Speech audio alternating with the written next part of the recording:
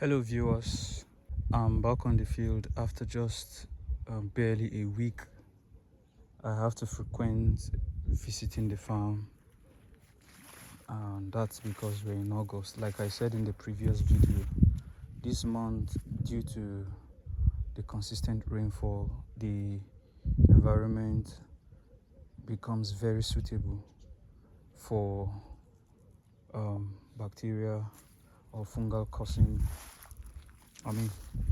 bacteria and fungi, of course, to thrive because of the high moisture and humidity. So I'm back to inspect the farm. There's no issue with the farm except that it needs fertilizer. The last time I came, I fertilized the second batch. I couldn't do for the first batch because I ran out of fertilizer. So I'm back to continue that process, and then tomorrow I'll come apply my fungicide and hopefully return next weekend to do the same. And I'm thinking tomorrow I may apply beyond the fungicide. I might mix my super grow, and I got a potassium based foliar fertilizer so that it will help the ginger to bulk in this period. So I'll also show you something that I saw. I saw one of the plants producing flowers already. So I'm going to show that to you, but then let me be done with the application. If you look closely, the field is not as green as it used to be if you compare this with the past videos or the previous videos. That's because it is in need of fertilizer. Ginger is a heavy feeder. It requires so much fertilizer, so much nutrients to do well. And honestly, I've been spending a lot of money. Well, we believe that the Lord will reward our efforts and our labor. I'm very confident that what will come out of this field will be great, and it will be, and then the following season, which is next year, we will have sufficient seed to expand or enlarge the farm, the scale, next year. So I'll show you the flower immediately I'm done with this. So I'm done with the fertilization. If you look on the ground, you can see the granules of the fertilizer, NPK 15 15 15. So this is the flower. Never seen a ginger flower before. This is what it looks like. So my ginger is already producing flowers, and that's to tell you that maturity has come or is close. Maturity is not far, and of course in a few months from now this ginger will be due for harvest. So we will allow the ginger to be here for at least 7 months.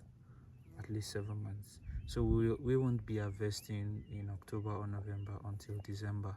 We would have left it beneath the ground to stay longer, but then due to security matters, people now steal ginger in people's farms, so we can't afford to put in so much effort and then allow somebody else to come and reap the harvest of our labor. So we will harvest in December by the grace of God. And when you see ginger producing flowers, it is simply saying that energy is currently being transferred from the rhizomes to producing flowers, and it is going to now make the rhizomes fibrous and more woody, and then in turn make it more pungent. So if you want your field or your ginger, harvested ginger, to be pungent, if you allow it to flower, it will be more pungent, and that is what the market is after. The international markets are after pungent ginger, and that's why they prefer Nigerian ginger, because it is the most pungent. It is the most pungent of all, better than the one from Cameroon, better than the one from India and even China. So Nigeria has the best. We might not be the #1 exporters of ginger, but then we have the best due to the high pungency of our own ginger here. So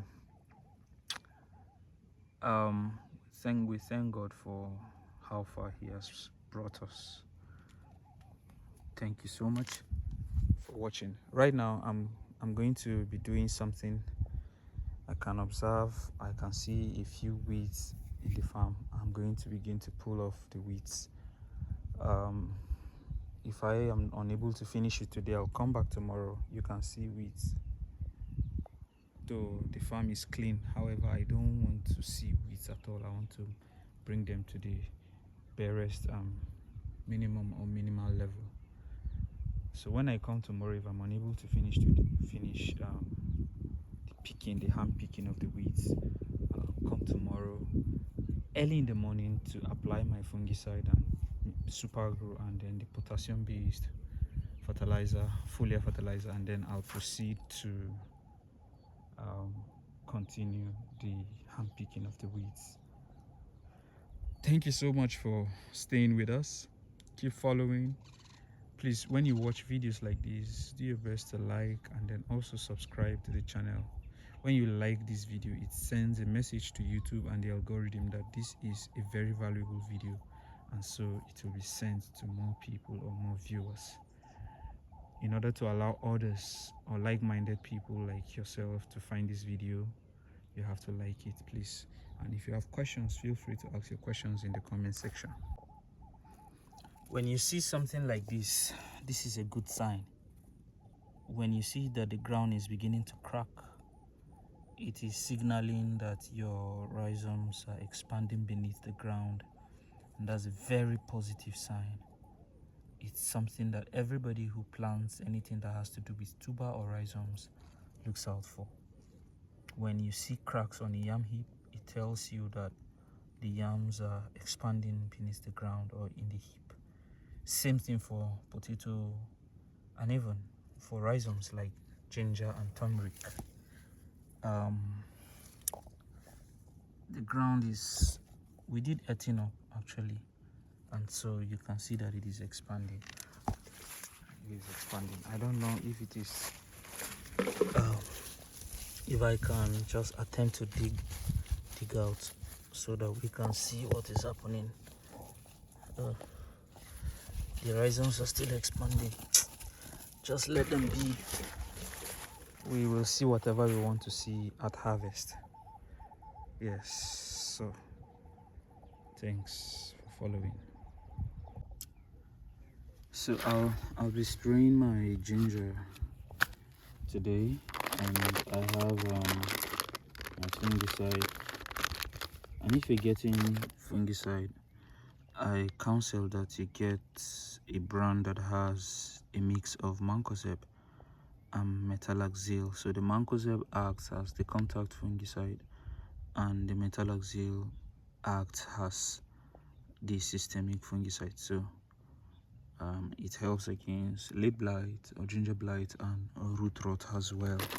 And then I'll be mixing it with my foliar potassium based fertilizer. So this contains potassium and calcium, and this is because I want my ginger to bulk further. I want the rhizomes to be bigger in size. And of course, this wetting agent, super grow, that contains certain biostimulants and growth enhancers, will be mixed in order to achieve the best result. And I'm combining all, since they are miscible, to save time, to save energy, and also cost. So you've seen in the past videos how the spraying is done, how the mixing is done. So for today, I'll be measuring 50 grams of this as opposed to the prescribed 25 grams, and that's because I want to be more preventive in my approach than curative. So this is distributed by Amsaj, a product of Safa Grow. It's a foreign product that I got in Lafia, Nasarawa State, Nigeria. Yeah, so my field is there, the ginger field is there. I'll soon begin the process. So I want the sun to go down so that I can apply in the evening and then go to rest. So thanks for following. Ensure you share the video, like, and ask your questions in the comment section, and subscribe to the channel if you're here to. Thanks and God bless. So while spraying, I thought to show us the accurate way to spray fungicide. Most often people just spray on the leaves, forgetting where the problem comes from, which is at the base of the plant or the root. So what you do is that you target the base and then you spray at the base. So this is how it's done. When you're done, you can then follow up on the leaves, and the good thing is that the ones that come on the leaf can still run down and add to what you have done or sprayed at the base.